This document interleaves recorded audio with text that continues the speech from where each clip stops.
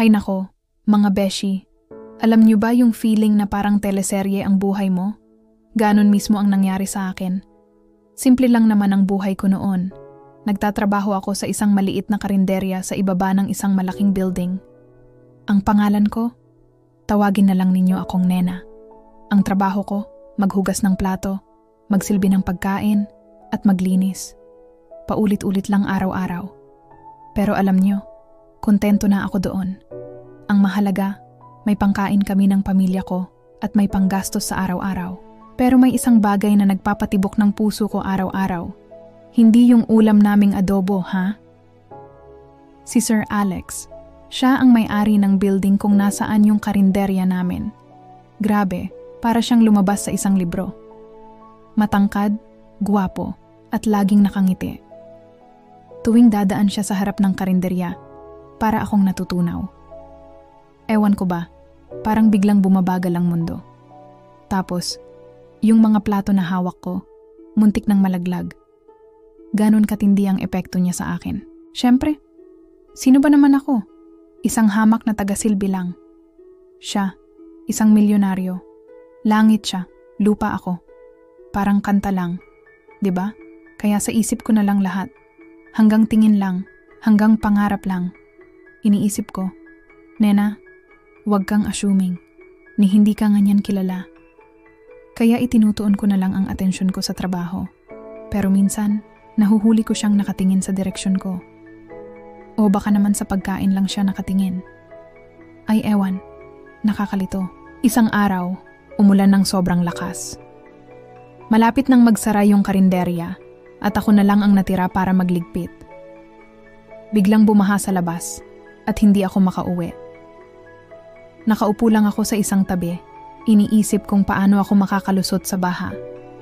Bigla, may humintong magarang kotse sa tapat. Bumukas yung bintana at sino ang nakita ko? Si Sir Alex. Grabe, parang eksena sa pelikula. Sabi niya, Miss, mukhang na-stranded ka. Hatid na kita. Nung una, tumanggi ako. Nakakahiya, di ba? Baka mabasa yung mamahalin niyang upuan ng kotse. Pero mapilit siya. Sabi niya delikado raw kung maglalakad ako sa baha. Sa huli, pumayag na rin ako. Pagsakay ko sa kotse niya, ang bango-bango. Yung amoy na parang bagong kotse na may halong mamahaling pabango. Habang nasa biyahe kami, nag-usap kami.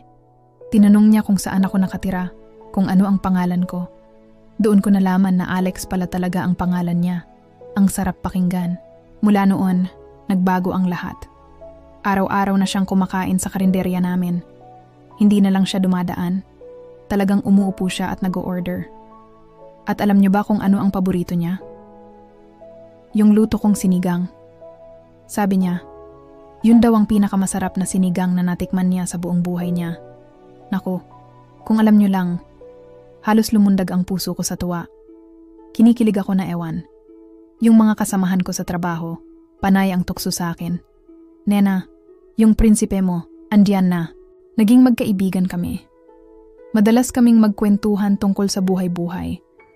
Nalaman ko na sa kabila ng yaman niya, malungkot pala siya. Nag-iisa lang daw siya sa buhay. Ako naman, kinuwento ko ang simpleng buhay ko, ang pamilya ko, at ang mga pangarap ko. Habang tumatagal, mas lalo kaming nagiging malapit sa isa't isa.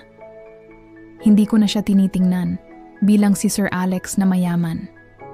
Nakikita ko na siya bilang si Alex, yung taong nakakaintindi sa akin at nagpapasaya sa akin. Isang gabi, pagkatapos niyang kumain, niyaya niya akong mamasyal.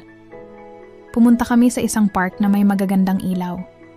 Umupo kami sa isang bench at doon, umamin siya. Sabi niya, matagal na raw niya akong napapansin. Hinahangaan daw niya ang kasipagan at pagiging masayahin ko sa kabila ng hirap ng buhay. At yung sinabi niya sunod, yun ang talagang nagpatigil ng mundo ko. Sabi niya, Nena, mahal kita. Hindi ako makapaniwala. Paulit-ulit kong tinanong kung seryoso siya. Sabi niya, hinding-hindi pa raw siya naging ganito kaseryoso sa buong buhay niya. Ako naman, syempre, ano pa bang isasagot ko? Mahal ko rin siya, matagal na, Para akong nanalo sa loto. Hindi, higit pa doon. Parang lahat ng pinakamagagandang bagay sa mundo, sabay-sabay na nangyari sa akin. Doon, sa ilalim ng mga bituin, sinagot ko siya. Siyempre, hindi naging madali ang lahat. Maraming tumutol sa relasyon namin, lalo na sa pamilya niya. Sino ba naman daw ako? Isang hamak na taga-karinderya. Pero ipinaglaban ako ni Alex. Sabi niya, ako raw ang nagbibigay ng kulay at saya sa buhay niya at hindi niya ako basta-basta isusuko. Ipinakita namin sa kanila na totoo ang pagmamahalan namin at hindi ito nakabase sa estado sa buhay. Sa paglipas ng panahon, natanggap din kami ng pamilya niya. Nakita nila kung gaano kami kasaya ni Alex kapag magkasama kami. At ako, kahit nagbago na ang buhay ko, hinding-hindi ko kinalimutan kung saan ako nanggaling. Tinulungan ko si Alex na palaguin pa yung negosyo nila, pero yung karinderya kung saan kami unang nagkakilala, ipinaayos namin at pinalaki. Yun ang naging simbolo ng aming pagmamahalan.